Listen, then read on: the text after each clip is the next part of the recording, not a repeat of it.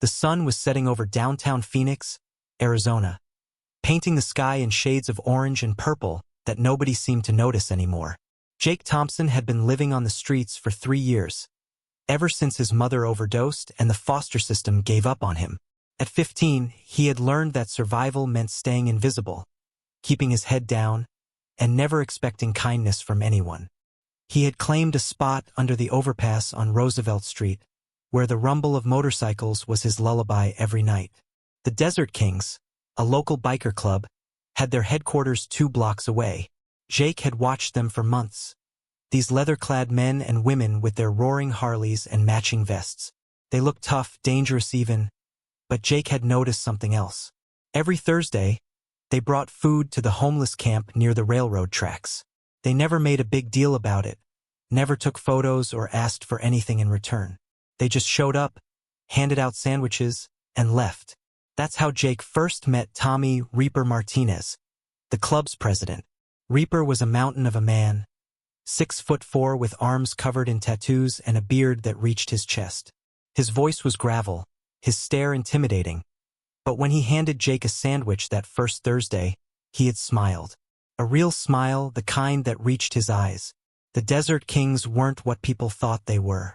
Sure, they looked like trouble, but Jake had learned they were veterans, workers, fathers, and protectors. They took care of their own, and somehow, without Jake even realizing it, they had started taking care of him too. But today wasn't Thursday. Today was Saturday, October 14th, and Jake was sitting on his usual corner with his cardboard sign and his backpack containing everything he owned in the world.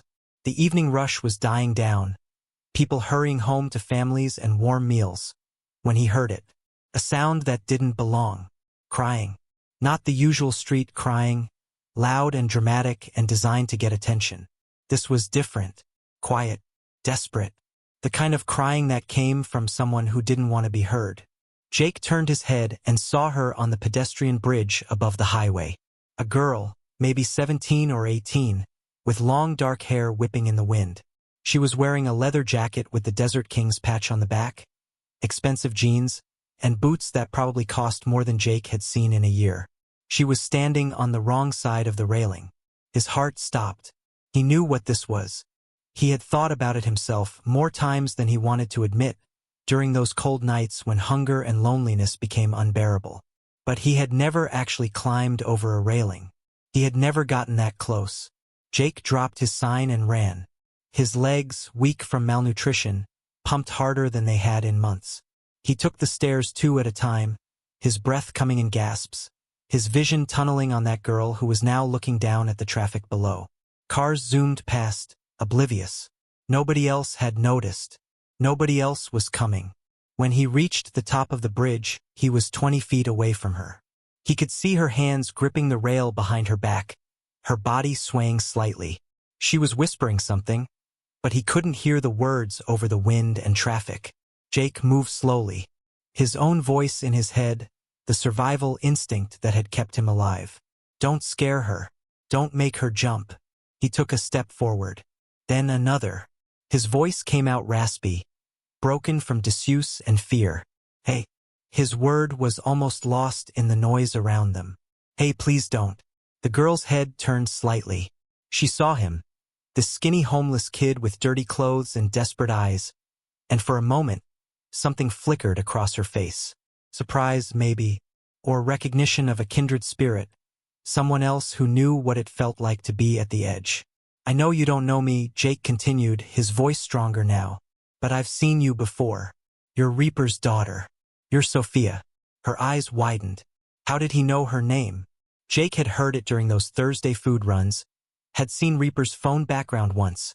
A photo of this same girl smiling at a birthday party, surrounded by bikers who looked at her like she was the most precious thing in the world. Your dad, Jake said, taking another careful step. He talks about you. All the time. He's so proud of you. Sophia's face crumpled, fresh tears streaming down her cheeks. You don't understand, she whispered. Nobody understands. Then help me understand, Jake replied. Please, just talk to me. 5 minutes. That's all I'm asking. Sophia's knuckles were white against the metal railing. The wind pushed her hair across her face, and for a terrifying moment, Jake thought she might let go. But she didn't. She just stood there, trembling, her voice barely audible when she finally spoke. 5 minutes won't fix this. Nothing will. Jake moved closer, close enough now that he could reach out if he needed to. He kept his hands visible, non-threatening, the way he'd learned to move around cops and angry shop owners. "Try me," he said softly. "I've got nothing but time." A bitter laugh escaped her lips. "You're homeless. You're living under a bridge. And you're trying to save me? That's rich." The words should have stung. But Jake had heard worse. He had been called every name in the book, been spit on, kicked, ignored. This girl's pain was talking, not her heart. "Yeah, I'm homeless," Jake admitted. "And yeah, my life is pretty messed up. But I'm still here. I wake up every morning and I choose to be here. And right now, I'm choosing to stand on this bridge with you because I think maybe you need someone who gets it." Sophia turned to look at him fully now, her eyes red and swollen. "You don't get it. You don't know what it's like to be me." "No," Jake agreed.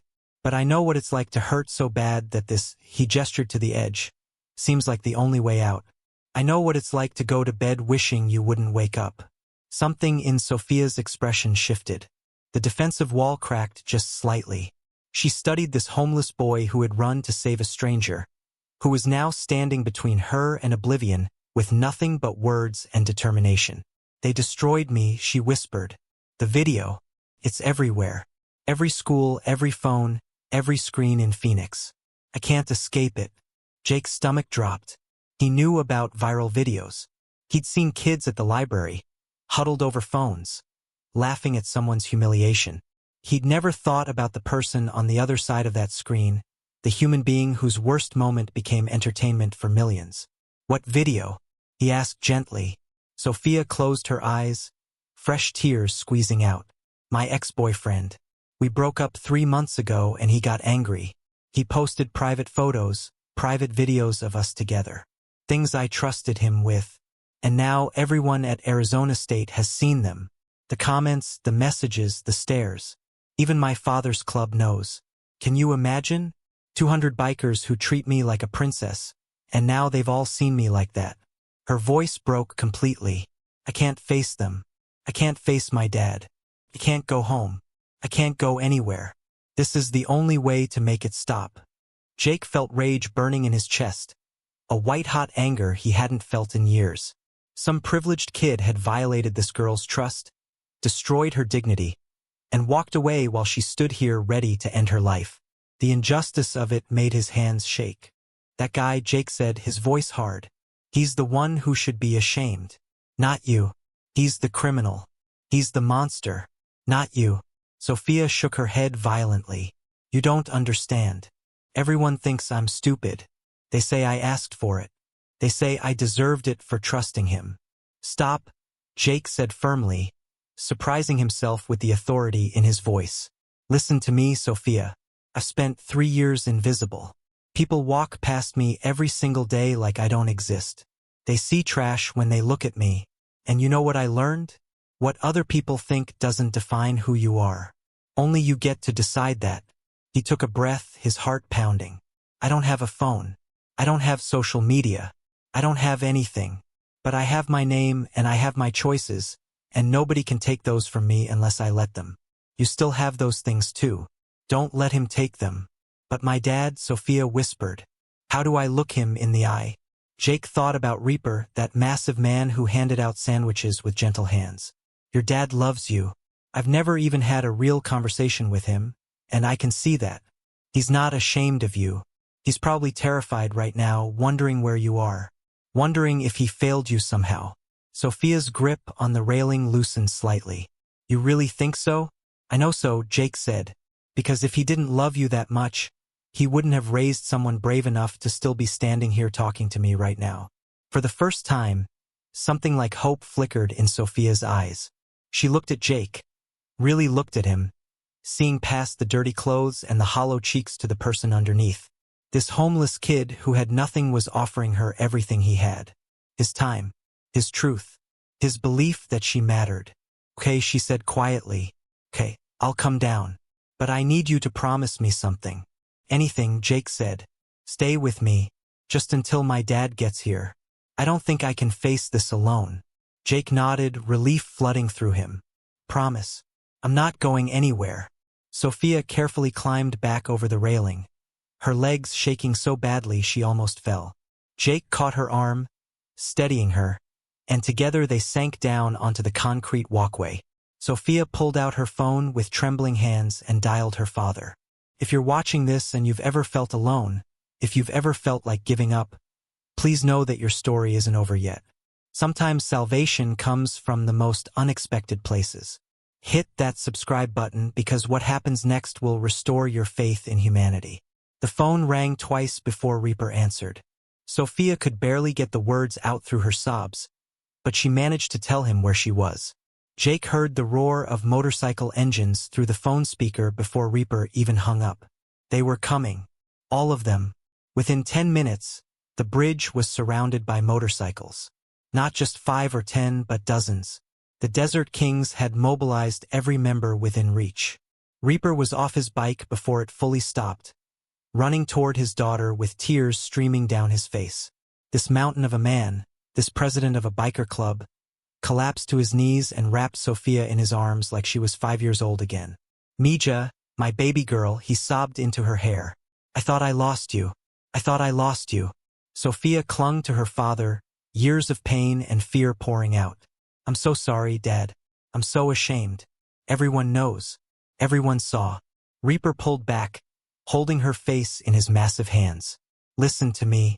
You have nothing to be ashamed of. That boy violated you. That boy committed a crime. And we're gonna make sure he pays for it. Jake stood awkwardly to the side, suddenly very aware that he was a homeless kid surrounded by 200 bikers.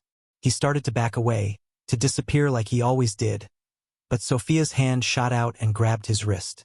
Wait, she said. Dad, this is Jake. He saved me. He talked me down. If he hadn't been here, I would have jumped. Reaper's eyes locked onto Jake, and for a moment, Jake thought he might run. But then Reaper stood and walked over to him. The biker president studied the skinny homeless teenager, taking in the worn clothes, the too thin frame, the eyes that had seen too much too soon. What's your name, son? Reaper asked, his voice gentle despite its gravelly tone. Jake Thompson, sir. How old are you, Jake? 15. Reaper's jaw tightened. Where are your parents? Jake looked at the ground. My mom died 3 years ago. Overdose. I don't have a dad. Foster care didn't work out. The silence that followed was heavy. Then Reaper did something Jake never expected. He pulled Jake into a hug, this stranger who smelled like leather and motorcycle exhaust and somehow like safety. When Reaper spoke, his voice was thick with emotion. You gave me back my daughter. You gave me back my whole world. Whatever you need, kid, you've got it. You hear me? You're not alone anymore. Jake's carefully constructed walls, the ones that had kept him alive on the streets, crumbled. He hadn't been hugged in 3 years, hadn't been called son, hadn't been told he mattered. The tears came before he could stop them, and he didn't try to hide them. The Desert Kings clubhouse had never seen a night like this. What started as a crisis had transformed into something else entirely. The large meeting room was packed with bikers, their families, and at the center of it all, Jake and Sophia sat side by side on a worn leather couch. Reaper stood before his club, his voice carrying the weight of a man who had just stared into the abyss and pulled his daughter back from the edge. Brothers and sisters, he began. Tonight we almost lost someone precious. But we didn't lose her because of this young man right here. Every eye in the room turned to Jake, who wished he could disappear into the couch cushions. But Sophia squeezed his hand, anchoring him to the moment. Jake Thompson is 15 years old, Reaper continued. He's been surviving on our streets for 3 years, alone. And when he saw my daughter in trouble, he didn't hesitate. He didn't walk away. He ran toward the danger and saved her life. A woman in the back, Maria, the club's secretary, stepped forward. I have a spare room, she said simply, if Jake needs a place to stay. Suddenly voices erupted from everywhere. I can get him enrolled at Phoenix High. My cousin owns a clothing store, we can get him outfitted. I know a lawyer who handles foster care cases pro bono. The Desert Kings were mobilizing, doing what they did best, protecting their own. And Jake, whether he realized it or not, had just become one of their own. Reaper held up his hand for silence. Jake, you don't have to decide anything right now. But you need to know something. You're not invisible anymore. You're seen. You're valued. And if you'll let us, we'd like to be your family. Jake couldn't speak. The words were trapped behind the lump in his throat. All he could do was nod. But the night wasn't over yet. Reaper turned to his daughter, his expression hardening. Now, about that boy who hurt you. His name is Carson Mitchell, right? Sophia nodded, fear flickering across her face. Dad, please don't do anything illegal. A grim smile crossed Reaper's face. Baby girl, I'm not going to touch him. But I know some people who work at the district attorney's office. What he did, distributing intimate images without consent, that's called revenge porn. In Arizona, that's a felony. He can face up to 2.5 years in prison. Sophia's eyes widened. Really? Really, Reaper confirmed. And tomorrow morning we're going to file a police report. Then we're going to make sure every news outlet in Phoenix knows his name and what he did. He wanted to destroy your reputation? Let's see how he likes having his own life scrutinized. For the first time that night, Sophia smiled. Not a big smile, but real. The beginning of healing. She looked at Jake, this homeless boy who had become her unexpected hero. Thank you, she whispered. You gave me my life back. Jake finally found his voice. You gave me mine too. 2 years later, the Desert Kings clubhouse looked exactly the same, but everything else had changed. Jake Thompson stood in front of the mirror in his bedroom at Maria's house, adjusting his tie. At 17, he barely recognized himself. The hollow-cheeked homeless kid was gone, replaced by a healthy young man with clear eyes and a future. He had graduated high school a semester early with honors and had just received his acceptance letter to Arizona State University with a full scholarship. Maria knocked on his doorframe. You ready, Mijo? Everyone's waiting. Jake turned and smiled. Yeah, I'm ready. The clubhouse was decorated with streamers and balloons. A massive banner read, Congratulations, Jake and Sophia. Because today wasn't just Jake's celebration. It was Sophia's too. Sophia Martinez had fought her own battle over the past 2 years. Carson Mitchell had been convicted of felony revenge porn distribution and served 18 months in prison. His name had been plastered across every news outlet, just as Reaper had promised. But more importantly, Sophia had found her voice. She had started a nonprofit called Second Chances, dedicated to helping victims of digital abuse and preventing teen suicide. She had testified before the Arizona legislature, helping to strengthen revenge porn laws. She had spoken at high schools across the state, sharing her story and Jake's intervention. She had turned her worst moment into a mission to save others. And she had just been accepted to Columbia University's social work program. When Jake entered the clubhouse, the room erupted in cheers. 200 bikers and their families celebrated these two young people who had saved each other on a bridge 2 years ago. Reaper approached Jake and pulled him into one of his signature bear hugs. I'm proud of you, son. Your mom would be proud too. The word son still made Jake's throat tight. Reaper had legally become his guardian 6 months after that night on the bridge, fighting through red tape and bureaucracy with the determination of a man who had found an unexpected second child. Jake made his way through the crowd, accepting congratulations and hugs, until he reached Sophia. She was radiant, her dark hair pulled back, her eyes bright with joy instead of despair. We did it, she said, pulling him into a hug. We actually did it. Jake held his best friend, this girl who had become his sister in every way that mattered. You know what's crazy? He said. 2 years ago, I thought my life was over. I thought I'd die on those streets, forgotten and alone. And I thought my life was over too, Sophia added. I thought that bridge was my ending. But it was our beginning, Jake finished. Reaper called for everyone's attention, raising a beer bottle. To Jake and Sophia.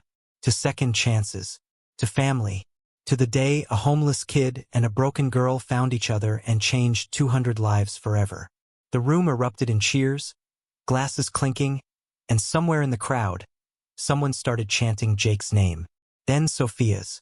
Then both together. Jake looked around at these people, his family, and realized something profound. He had climbed onto that bridge to save someone else, never knowing that in doing so, he would save himself. Thank you for watching this story until the very end. If it touched your heart, please hit that like button and subscribe to our channel. Share this video with someone who needs to hear that their story isn't over yet. Leave a comment telling us what topics you'd like us to cover next, because every voice matters, every story deserves to be told, and every life is worth saving. We'll see you in the next video. Remember, you are seen, you are valued, and you are never truly alone.